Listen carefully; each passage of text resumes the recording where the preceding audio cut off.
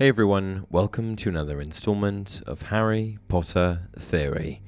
Today we'll be discussing the topic of sacrificial protection in the wizarding world of Harry Potter, and the potential reasons why this counter-charm doesn't seem to be used more frequently against fatal spells like Avada Kedavra.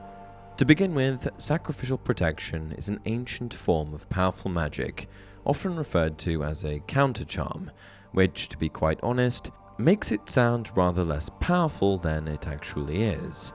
As rare as it is old, this particular brand of magic appears to come to a witch or wizard's aid rather unintentionally. Simply put, when a witch or wizard chooses to forfeit their life in exchange for the life of someone they love, the spell works its magic, initially shielding their loved one from immediate harm and then forming an incredibly strong and long-lasting protective after effect. As dying in an effort to save another person's life is seen as the ultimate sacrifice by many, it's no surprise that this particular spell has been known within some communities of the wizarding world as the ultimate protection, one that may seem rather familiar. Of course, this familiarity is due to the fact that, as many of you will remember, the sacrificial protection counter-charm is the very spell that saved Harry Potter's life as an infant.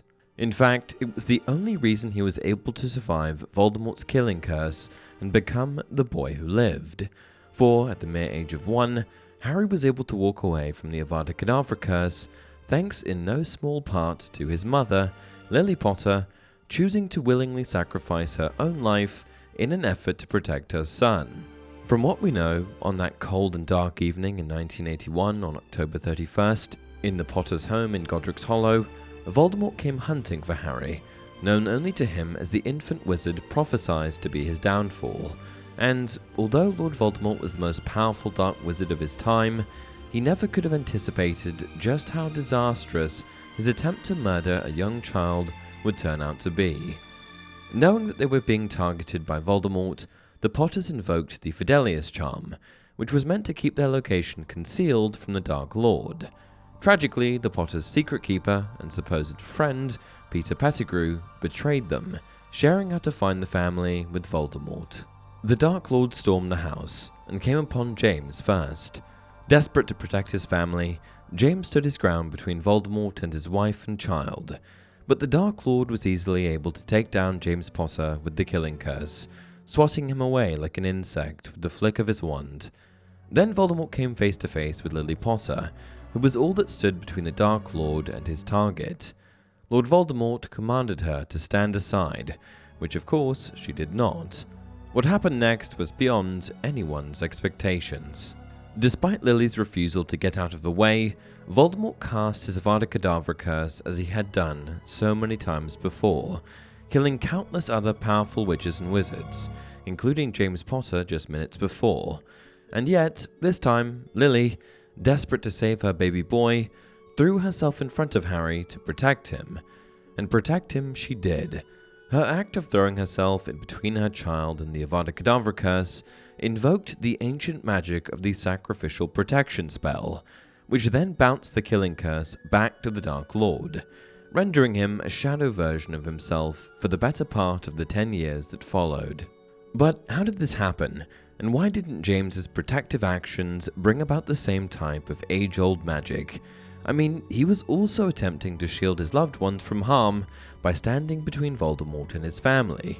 So why was he killed instantly with no repercussions for the Dark Lord, when Lily's actions, while yes, they resulted in her death, also brought down Voldemort, one of the most powerful wizards of all time, and left her baby boy unscathed? And if sacrificing yourself for another whom you care deeply for could save their life, why is it that more witches and wizards don't perform this act of protection? Wouldn't it stand to reason that, if put into that type of situation, almost every mother or father would choose to die in exchange for saving the life of their child? Especially since the effects of this magic seem to have an incredibly long-standing effect. For example, due to Lily's sacrifice, Harry was able to receive protection from Voldemort just by living with one of his mother's blood relations, her sister Petunia Dursley. So, if sacrificing yourself for your child, spouse, or loved one could offer them that type of incredibly powerful and effective protection, why don't more people use this counter-charm?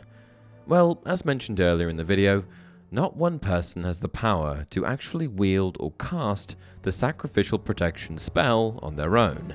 Rather, the ancient magic seems to appear when it detects a sacrifice. But that still doesn't explain how it is that so many dark witches and wizards like Voldemort have been able to kill countless families without the sacrificial protection countercharm coming into effect. Surely there have been innumerable sacrifices made by witches and wizards attempting to save a loved one's life in the face of death. Well, as it turns out, it may be the fact that Lily had a choice to, as Voldemort put it, step aside, that brought about this particular brand of ancient magic. Now, whether he asked her to get out of the way due to Severus Snape's desperate plea for the Dark Lord to spare her life, or because Voldemort simply wanted to eliminate Harry as fast as possible, is somewhat unclear. But what is clear is the fact that she could have used that moment to run for her life. She could have tried to escape or fight back. She may not have made it, but she could have tried. Instead, she chose to stay, and not only to stay, but to die. Lily Potter did not run or cast a spell in an effort to save herself. Instead, she did what some may view as the exact opposite. She intentionally stepped in front of the killing curse to sacrifice her life in an effort to save her son from harm, even if she thought he may be killed immediately after her. She chose to stay and die, despite the odds that her sacrifice wouldn't make any difference. All she could think about was shielding her son in that moment. And, as destiny would have it, it was that very choice to die when her life was not in jeopardy that indeed made all the difference. So, now we have a better understanding of why the sacrificial protection spell doesn't take effect more often. However, in situations where a family member could choose to save a loved one instead of trying to escape a fatal situation themselves, why is it that we don't hear more about sacrificial protection occurring throughout the wizarding world? As I mentioned, wouldn't it stand to reason that most families, especially parents, would sacrifice themselves in an impossible scenario if they knew with almost complete certainty that their death would result in their loved one being irrevocably protected from that threat? Well, in this case, I think the answer can be chalked up to the fact that this ancient form of magic, while incredibly powerful, is also quite unknown to the modern magical world. In the Goblet of Fire, Dumbledore explains how even Voldemort underestimated the power of this type of magic, saying to Harry, "You would be protected by an ancient magic of which he knows, which he despises, and which he has always, therefore, underestimated, to his cost." I am speaking, of course, of the fact that your mother died to save you. She gave you a lingering protection he never expected, a protection that flows in your veins to this day. Voldemort even expresses himself how he had forgotten about this type of ancient magic, and he was a wizard who had left almost no stone unturned when it came to powerful spells, dark or otherwise. So, if even the Dark Lord had little knowledge of the sacrificial protection countercharm, it stands to reason that the majority of the wizarding world probably knew nothing or very little about it. There's also the fact that this type of ancient magic has been described as being rather unpredictable. J.K. Rowling herself has admitted that the effects of the sacrificial protection spell weren't an exact science, and it seems as though this brand of magic heavily relies on the intentions of the witches or wizards involved in invoking the countercharm. And with that, we've come to the end of another video. What did you think? Why do you think this type of magic isn't used more often? Please share your thoughts in the comments below, and as always, if you enjoyed this video, don't forget to like it and subscribe to the channel. Until next time, remember, it does not do to dwell on dreams and forget to live.